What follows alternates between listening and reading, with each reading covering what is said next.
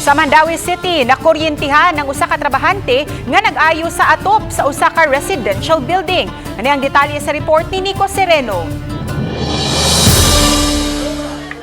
Sa atop sa usa ka residential building sa barangay Kabangkalan, gialarma kining lalaki nga nakuryentihan pasado alas 9 kaganihang buntag.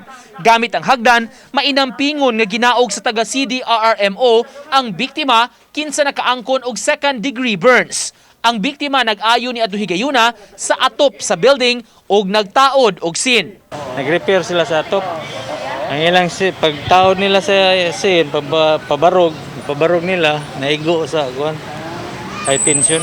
Matod sa CDRRMO, may panimuot ra hinuon ang biktimang lalaki. Apan gidala kini sa Mandaue City Hospital aron matambalan sa iyang nahiaguman.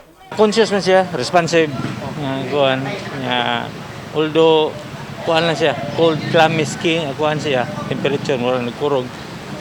Then kanang kuan gid blurred ang iyang kuan, ang iyang pananaw. Pahimangno sa opisyal, mag-amping sa pagtrabaho, labi na kun maduol sa mga high-tension wire kay peligro kaayo kini.